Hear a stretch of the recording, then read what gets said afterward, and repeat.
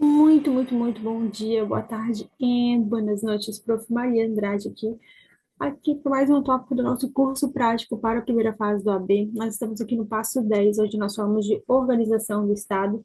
Agora eu trago aqui para vocês um resumo, tá? Um resumo extra, um bônus, lembrando que ao longo do nosso curso nós temos diversos desses bônus e resumos, e que eu estou narrando todo esse conteúdo para vocês, porque através do aplicativo da Hotmart, vocês conseguem ouvir esse conteúdo como se fosse uma playlist, sem necessariamente precisar parar para ler esses conteúdos, tá? É muito interessante que quando vocês estejam se movimentando, fazendo outras atividades, vocês estejam sempre ouvindo o conteúdo, fiquem obcecados pela prova até o dia da prova. Então, hoje nós vamos falar aqui desse resumo extra sobre organização do Estado, tá? Introdução. O que estuda a organização do Estado? Porque isso é uma coisa que parece boba, mas que causa bastante. Hoje é uma narração de conteúdo que eu vou fazer alguns comentários, tá? Porque nesse momento do curso, vocês já viram uma videoaula, vocês leram um PDF de artigos quentes, fizeram todas as questões de exame de ordem dos últimos 10 anos deste tema, com comentários, com consulta no PDF de artigos quentes, e agora vocês vão recapitular todo o conteúdo já sabendo das dificuldades que vocês enfrentaram na hora da atividade, tá? Então, aqui para a introdução, o que estuda a organização do Estado? Estuda a estrutura interna da administração pública, os órgãos e pessoas jurídicas que a compõem. No âmbito federal, é disciplinado pelo Decreto-Lei 200 de 67 e, para cumprir as suas competências constitucionais, dispõe de duas técnicas, a desconcentração e a descentralização. Vejam que são nomenclaturas muito parecidas, desconcentração e descentralização. Então, é nesses detalhes que a banca pega vocês, tá? Por isso a gente vai repetir sobre isso aqui ao longo dessas 7 páginas. Desconcentração e descentralização. Concentração e desconcentração. Vamos lá, concentração. É um modo de cumprimento de competências administrativas por meio de órgãos públicos despersonalizados e sem divisões internas em repartições ou departamentos.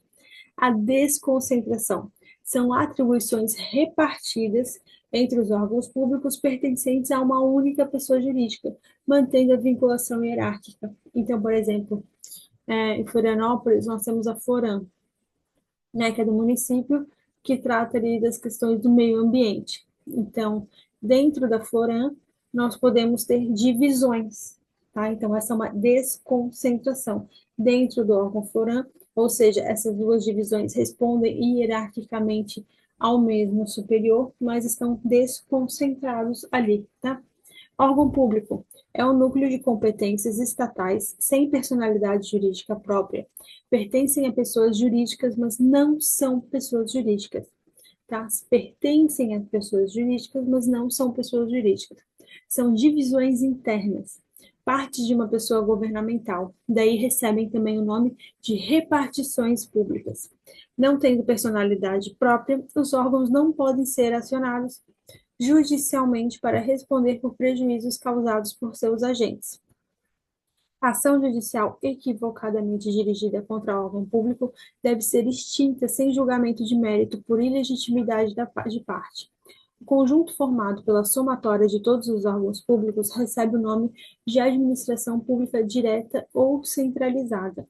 Pertencem, pertencem à administração direta todas as entidades federativas, ou seja, União, Estados, Distrito Federal, territórios e municípios. Agora a gente vai relembrar aqui as espécies de desconcentração. A doutrina classifica as desconcentrações em diversas espécies segundo o critério empregado para repartir as competências entre diversos órgãos públicos.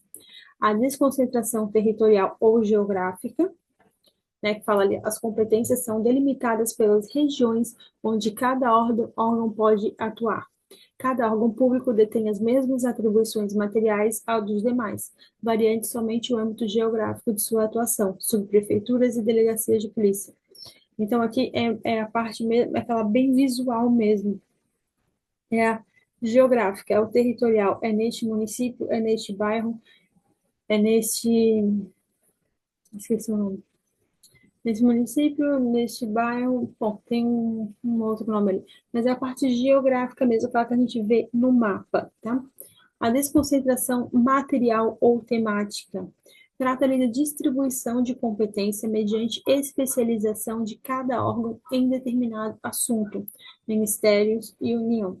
Então, ali já não tem a ver com a parte geográfica, não está delimitado ali pelo mapinha, tá? Dentro da mesma delimitação geográfica, a gente pode ter uma desconcentração material ou temática por exemplo, dentro do mesmo espaço territorial aí, a Floran vai tratar das questões do meio ambiente, a, a Secretaria da Saúde vai tratar das coisas da saúde, tá? Dentro da mesma delimitação geográfica. Porém, elas têm matérias, elas têm temáticas diferentes, então elas são desconcentradas por isso, tá? E a desconcentração hierárquica ou funcional, que é a repartição de competências de acordo com a subordinação entre os diversos órgãos, tribunais administrativos em relação aos órgãos de primeira instância. Centralização e descentralização. A centralização é o desempenho de competências administrativas por uma única pessoa jurídica governamental. Atribuição exercida diretamente pela União, Distrito Federal, Estados e municípios. Descentralização. As competências administrativas são exercidas por pessoas jurídicas autônomas, criadas pelo Estado para tal finalidade. Autarquias, fundações públicas, empresas públicas e sociedades de economia mista. Artigo 1º, parágrafo 2º, inciso 2 da Lei 9.784 de 99. Entidade é a unidade de atuação dotada de personalidade jurídica própria, tendo personalidade autônoma. Tais entidades respondem judicialmente pelos prejuízos causados por seus agentes públicos. Artigo 6º do Decreto-Lei 200 de 67. Tem natureza jurídica de princípio fundamental de organização administrativa. O conjunto de pessoas jurídicas autônomas criadas pelo Estado recebe o nome de administração pública indireta ou descentralizada. Ponto 4. Relação entre concentração e desconcentração. A diferença entre concentração e desconcentração leva em conta a quantidade de órgãos públicos encarregados do exercício das competências administrativas. A distinção baseia-se no número de pessoas jurídicas autônomas competentes para desempenhar tarefas públicas. É possível combinar os institutos em 4 formas distintas de organização da estrutura administrativa. A. Centralização concentrada. Competência exercida por uma única pessoa jurídica sem divisões internas. Centralização desconcentrada. A atribuição administrativa é acometida por uma única pessoa dividida internamente em diversos órgãos públicos. Competência da União, exercida pelos ministérios, por exemplo. Descentralização concentrada. Ocorre quando são atribuídas competências administrativas à pessoa jurídica autônoma sem divisões internas, autarquias sem órgãos internos. E descentralização desconcentrada é a situação surgida quando as competências administrativas são atribuídas à pessoa jurídica autônoma, dividida em órgãos internos, autarquia estruturada internamente em diversos órgãos ou repartições. Agora que eu trago um quadro comparativo para vocês, tá? Entre desconcentração e descentralização. Vamos comparar as duas coisas, então. Desconcentração e descentralização. Na desconcentração, as competências atribuídas a órgãos públicos sem personalidade jurídica própria. Na descentralização, as competências atribuídas a entidades com personalidade jurídica autônoma. Esse quadro é bem importante, tá? Desconcentração. Conjunto de órgãos forma a chamada administração pública direta ou centralizada. Já na descentralização, o conjunto de entidades forma a chamada administração pública indireta ou descentralizada. Na desconcentração, os órgãos não podem ser acionados diretamente perante o Poder Judiciário, com exceção de alguns órgãos dotados de capacidade processual especial. Na descentralização, entidades descentralizadas respondem judicialmente pelos prejuízos causados a particulares. Desconcentração. Exemplos: ministérios, secretarias, delegacias de polícia, delegacias da Receita Federal, tribunais e casas legislativas.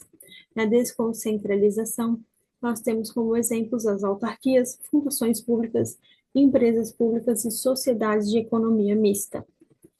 Espécies de órgãos públicos. Aqui a gente vai usar os critérios de Eli Lopes Meireles, tá? 1. Quanto à posição hierárquica. Independentes ou primários, aqueles originários da Constituição Federal e representativos da cúpula dos poderes estatais, não sujeitos a qualquer subordinação hierárquica ou funcional, ou seja, casas legislativas, chefias do executivo, tribunais do Poder Judiciário, Ministério Público e Tribunal de Contas. B. Autônomos. Estão situados imediatamente abaixo dos órgãos independentes, gozando de ampla autonomia administrativa, financeira e técnica, dotados de competências de planejamento, supervisão e controle sobre outros órgãos. Temos ali os ministérios, as secretarias e a AGU. E os superiores, que possuem competências administrativas e decisórias, mas se encontram subordinados a uma chefia superior, não têm autonomia administrativa ou financeira. Gabinetes, secretarias gerais, procuradorias administrativas e coordenadorias. Subalternos, que são órgãos comuns dotados de atribuições predominantemente executórias, que são as repartições comuns. 2. Quanto à estrutura, simples ou unitários, constituídos somente por um centro de competência, que é o caso da Presidência da República. Compostos, constituídos por diversos órgãos menores, que são as nossas chamadas secretarias. Quanto à atuação funcional, eles podem ser singulares ou unipessoais, que são compostos por um único agente, como a Prefeitura Municipal, ou eles podem ser colegiados e pluripessoais, né? Pode vir com essas duas nomenclaturas, que estão constituídos por vários membros, como, por exemplo, o Tribunal Administrativo. 5.1. Órgãos administrativos despersonalizados anômalos. Segundo Diego de Figueiredo Moreira Neto, existem 3 tipos de órgãos administrativos especiais com previsão constitucional, definidos no artigo 25, parágrafo 3º da Constituição Federal, como agrupamentos de municípios limítrofes. A. Regiões metropolitanas. B. Aglomerações urbanas. E C. Microrregiões. Ponto 6. Conceito de órgão, entidade e autoridade na Lei 9.784, de 99. Órgão, a unidade de atuação integrante da estrutura da administração direta e da estrutura da administração indireta. Entidade, a unidade de atuação dotada de personalidade jurídica. Autoridade, o servidor ou agente público dotado de poder de decisão. 7.